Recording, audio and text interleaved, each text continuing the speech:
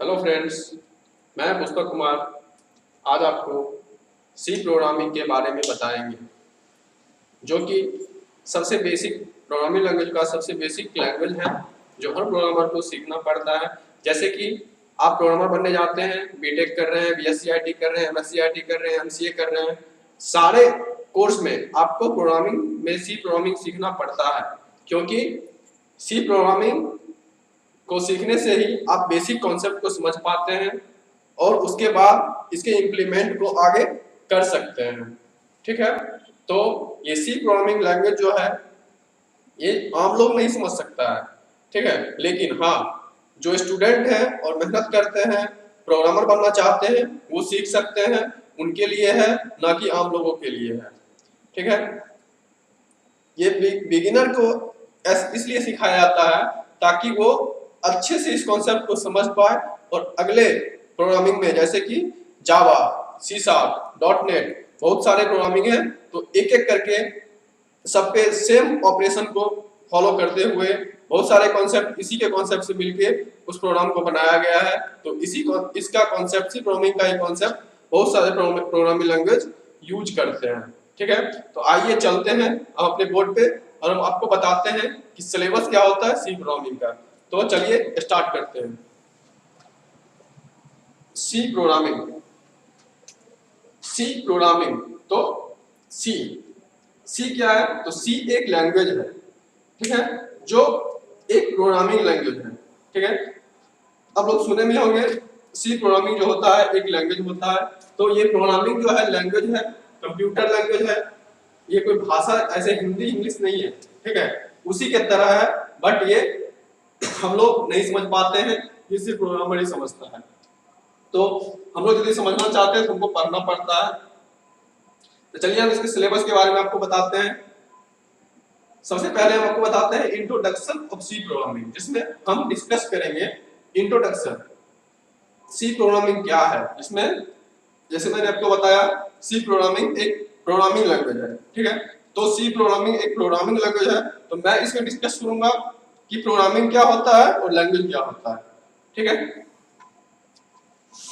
इसके बाद ये कांस्टेंट, हम लोग बचपन से जानते आए हैं कि कांस्टेंट जो होता है वो चेंज नहीं होता है।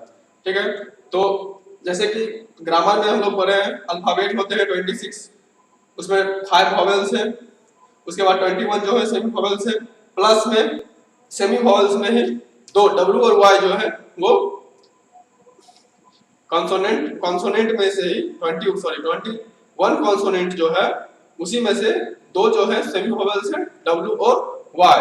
वो भी किस कंडीशन में? जब डब्ल्यू और वाई फर्स्ट में लगता है, जैसे कि वाक लिख दिया गया तो वो सेमी वॉवेल्स हो गए। ठीक है, और काव के साथ जब यूज हुआ तो वो हो गए काव जब लिख दिया गया तो कॉन्सोनेंट हो गए, और वाक जब लिख दिया गया तो सेमी वॉवेल्स हो गए। ठीक है, उसी प्रकार से याक लिख लिया गया तो सेमी वॉवेल्स हो गया, और क्राई लिख दिया गया तो कॉन्सोनेंट हो गया। ठीक है, उसी प्रकार से प्रोग्रामिंग में भी बहुत सारे कॉन्सोनेंट हैं, तो इसमें कॉन्सोनेंट जो भी वैल्यू देंगे वो चेंज नहीं होगा, वो हर हमेशा वही रहेगा। इसके बाद हम लोग पढ़ेंगे वेरिएबल। तो वेरिएबल क्या होता है? वेरिएबल मेमोरी लोकेट करने के लिए एक स्टोरेज डिवाइस, जैसे कि हम लोग कंप्यूटर में डेटा को स्टोर करते हैं तो क्या करते हैं? C drive, B drive, E drive. ठीक है, तो सी में क्या होता है? प्रोग्रामिंग कंप्यूटर का जितना भी सॉफ्टवेयर होता है सब इंस्टॉल होकर उसमें रहता है, तो हम उसमें डाटा को स्टोर इसलिए नहीं करते हैं ताकि मेरा computer by mistake hardware problem आएगा या सॉफ्टवेयर प्रॉब्लम आ रहा है, ठीक है, तो फॉर्मेट करना पड़ रहा है, तो हमको जो है वो क्या कहते हैं? फॉर्मेट करने से मेरा डाटा जो है लॉस्ट हो जाएगा, इसलिए हम क्या करते हैं? डी ड्राइव या ई ड्राइव में उसको डालते हैं। तो इसी प्रकार से हम सी प्रोग्रामिंग में भी वेरिएबल को यूज करते हैं।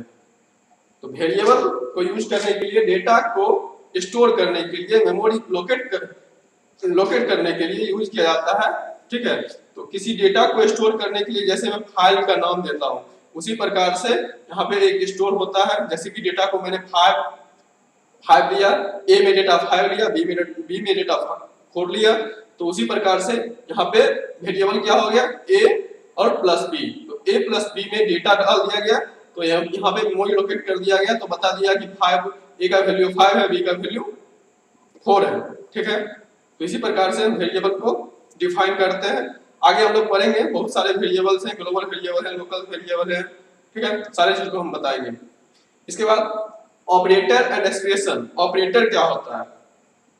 ऑपरेटर जैसे कि लॉजिकल ऑपरेटर, ठीक है, लॉजिकल ऑपरेटर, बिटवाइज ऑपरेटर। ठीक है, लॉजिक, किसी चीज में लॉजिक लगाना। ठीक है, जैसे कि इफ एल्स लूप, ये सारे जो है ये ऑपरेटर्स के फंक्शन है, उसमें एक्सप्रेशन किया जाता है, परफॉर्म किया जाता है। जैसे कि हमको 0 से लेके 1 से लेके 100 तक प्रिंट करना है, 100 तक, 1 से लेके 100 तक। ठीक है, जब हमको 1 से लेके 100 तक प्रिंट करना है तो हम उसमें क्या करेंगे? कंप्यूटर को हम लोग जानते हैं कि 0 और 1 की भाषा जानता है। क्या जानता है? 0 और 1 की भाषा। या तो वो 0 काउंट करेगा या 1 करेगा। ठीक है, वो ऐसे काउंट करता है, जब मैं लिखूंगा डेटा में 0 1 और 2 3 देन 4, लेकिन ये काउंट करेगा 0 1 2 3 0 1 0 1 2, सॉरी लिखा हुआ गलत हो गया, इसको मैं बाद में बता दूंगा, अभी छोड़ देते हैं। ठीक है, क्योंकि टाइम लंबा हो जाएगा, इसलिए बाद में हम इसको बता देंगे कि ये बिट वाइज ऑपरेटर क्या होता है। ठीक है, और बाइनरी वैल्यू क्या है, इसमें डिफरेंस क्या है, सब चीज हम आगे बता देंगे आपको। कंप्यूटर 0 1 की भाषा ही क्यों समझता है। ठीक है, ये सारे चीज हम बता देंगे आपको। इसके बाद स्ट्रक्चर ऑफ प्रोग्रामिंग। प्रोग्रामिंग का स्ट्रक्चर भी होता है। ठीक है, तो स्ट्रक्चर प्रोग्रामिंग का ढांचा कैसे बनाया जाता है, कैसे इनपुट लेता है, कैसे आउटपुट देता है, कैसे डेटा का जो वैल्यू होगा वो आउटपुट में रिटर्न करवाता है हमको, कैसे स्क्रीन को होल्ड करते हैं, कैसे प्रिंट करवाते हैं, कैसे स्कैनअप फंक्शन यूज होता है, ये सारे चीज हम स्ट्रक्चर ऑफ प्रोग्राम में जानेंगे। इसके बाद जानेंगे कंट्रोल स्ट्रक्चर। कंट्रोल स्ट्रक्चर इसलिए यूज होता है ताकि आप प्रोग्रामर हैं और आपको समझ होना चाहिए कि यदि हम प्रोग्राम को बना रहे हैं तो हमको तोड़ने भी आना चाहिए, जिसको बोलते हैं इनकोडिंग टू डिकोडिंग। ठीक है, इनकोड मतलब हम बना रहे हैं तो इनकोड बोल रहे हैं, और जब उस प्रोग्राम को तोड़ रहे हैं तो डिकोड बोल रहे हैं। जैसे कि मैं एक सॉफ्टवेयर बना रहा हूँ, ठीक है, मान लीजिए, तो उस सॉफ्टवेयर में हमको कोई बोलता है कि चलिए आज मैं स्कूल मैनेजमेंट का सॉफ्टवेयर बनाया, जिसमें एक रिक्वायरमेंट आता है क्लाइंट का कि बोला जाता है नहीं सर हमको एग्जामिनेशन सिस्टम चाहिए। ठीक है, तो हमने स्कूल मैनेजमेंट का बनाया लेकिन उसमें एग्जामिनेशन सिस्टम नहीं था। ठीक है, तो मैं क्या करूंगा, एक डेवलपर को हायर करूंगा, बोलेंगे चलो तुम एक एग्जामिनेशन सिस्टम का बना दो, तो एग्जामिनेशन सिस्टम का बना के हमको दे देगा। अब उसमें जो है रिक्वायरमेंट क्या है, रजिस्ट्रेशन सिस्टम का। तो रजिस्ट्रेशन तो हम लोग स्कूल मैनेजमेंट सिस्टम में हम लोग विद्यार्थी को रजिस्ट्रेशन किए थे ना, तो वहां से हम उस सिस्टम को तोड़ लेंगे, तोड़ के हम वहां से ऐड कर देंगे, तो रजिस्ट्रेशन सिस्टम हो गया। जैसे ही रजिस्ट्रेशन होगा उसके बाद एग्जाम होगा, तो एग्जामिनेशन सिस्टम बन गया। ठीक है, तो उसी प्रकार से कंट्रोल स्ट्रक्चर आना जरूरी है, क्योंकि प्रोग्राम को बनाने आता है तो तोड़ने भी आना चाहिए आपको। ठीक है, इसके बाद जो है एरे। एरे होता है डेटा को कैटेगरी वाइज स्टोर कराने के लिए। ठीक है, जैसे कि फल लिख दिए तो फल में क्या है, सेब, अंगूर, केला, नारंगी। ठीक है, तो इस प्रकार से प्रिंट डेटा को करवाना है तो एरे का यूज करते हैं। जैसे कि आपका डेटा हो गया, आपका रिजल्ट हो गया। ठीक है, आप क्या करते हैं, आपने एग्जाम तो दे दिया, बट क्या हो रहा है, जब आप रिजल्ट चेक करवाने जाते हैं तो वहां पे एक यूनिक आईडी दिया गया है। यूनिक आईडी दिया गया, उस चीज से ही आपको बताया जाता है कि आपका रिजल्ट क्या आया है। ठीक है, और आप कितने मार्क्स किस सब्जेक्ट में लाए हैं, इसी चीज को एरे बोलते हैं। हम लोग आगे इसके बारे में बताएंगे। ठीक है, अभी बस सिलेबस के बारे में डिस्कस कर रहे हैं, हम क्लास में नहीं जा रहे हैं, मैं सिलेबस को समझा देता हूँ। आप लोग का डेमो क्लास है। इसके बाद जो है हम आपको स्ट्रिंग बताएंगे। देखिए स्ट्रिंग क्या होता है, स्ट्रिंग क्या होता है, स्ट्रिंग कुछ नहीं है, जैसे हम लोग वर्ड जानते हैं ना, जैसे कोई सेंटेंस लिखा हुआ है। ठीक है, ये राम एक वर्ड है, राम जो है एक वर्ड है। ठीक है, तो RAM राम, हम लोग जानते हैं कि ये नाम जो है 3 अल्फाबेट को मिला के बनाया गया है।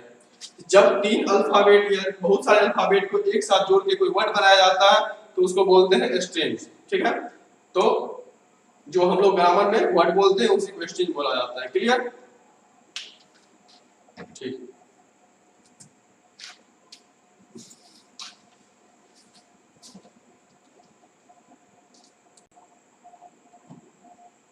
चलिए मैं नेक्स्ट क्लास से आपको कुछ बताना चाह रहा था जिसमें सी प्रोग्रामिंग के सिलेबस के बारे में बताया था।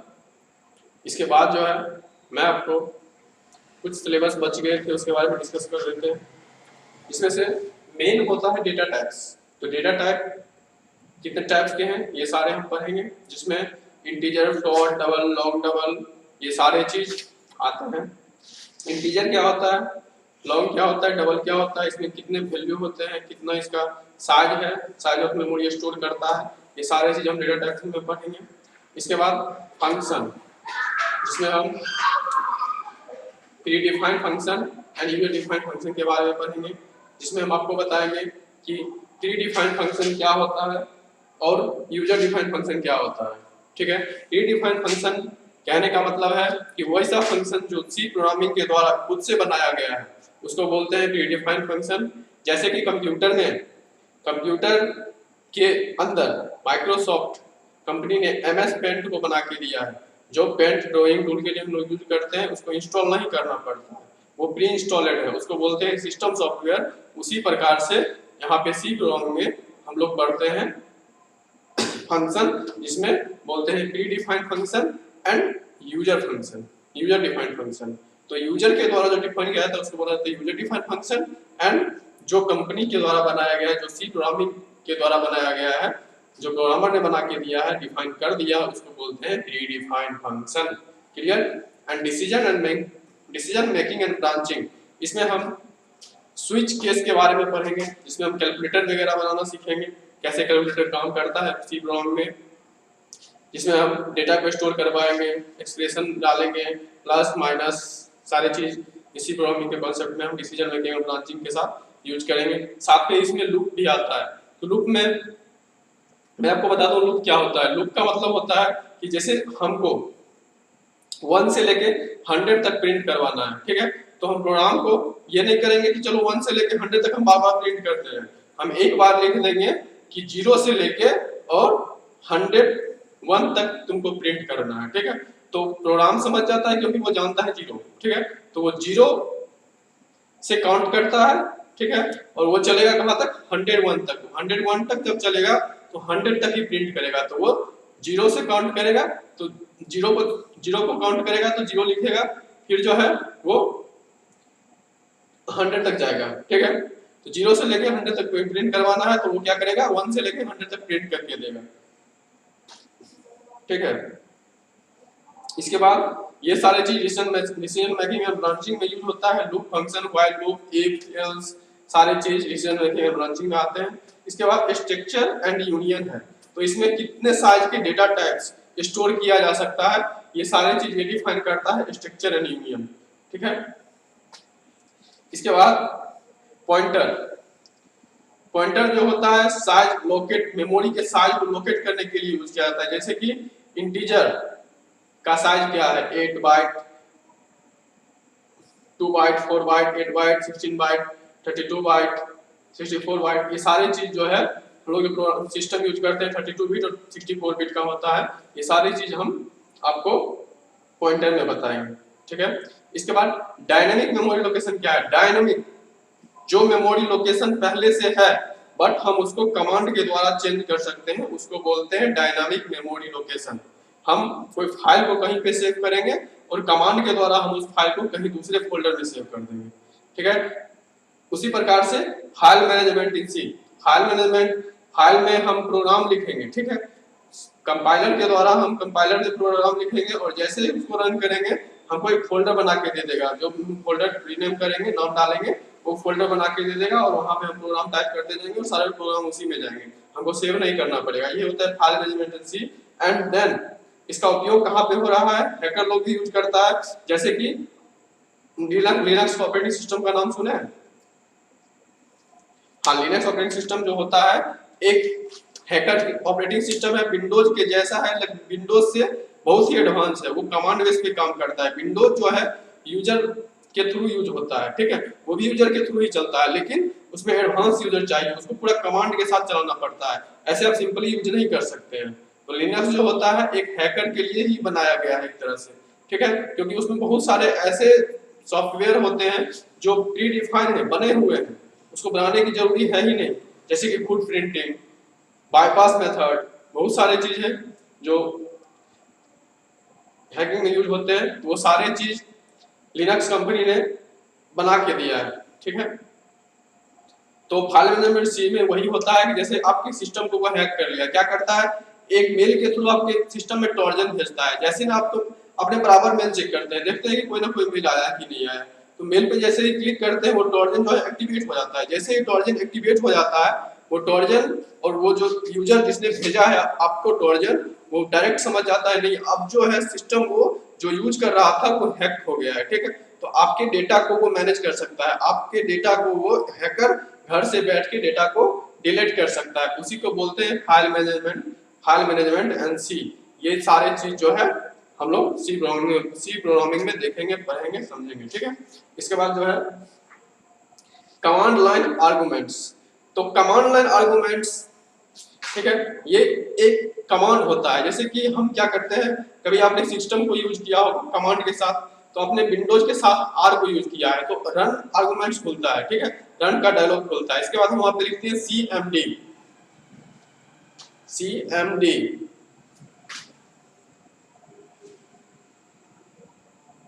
हाँ, तो सीएमडी में कमांड डायरेक्टरी खुलता है। तो वहां पे जाके हम वहां पे जैसे ही लिखते हैं, हाँ हाँ, लोकल डिस्क जो भी है वहाँ पे डायरेक्ट शो करता है कि कंप्यूटर किसके नाम से है, वो डायरेक्ट वहाँ पे सीएमडी लिखने के बाद शो करता है। कमांड लाइन आर्गुमेंट वैसे ही काम करता है, सिर्फ वो कमांड के थ्रू काम करेगा, ठीक है। वहाँ पे यूजर का कोई काम नहीं है, वहाँ पे यूजर सिर्फ जाएगा और बटन से कीबोर्ड से टाइप करेगा और वो कमांड लाइन काम करना चालू हो जाता है, ठीक है। ये सारे चीज हम लोग सी प्रोग्रामिंग में पढ़ेंगे, ठीक है।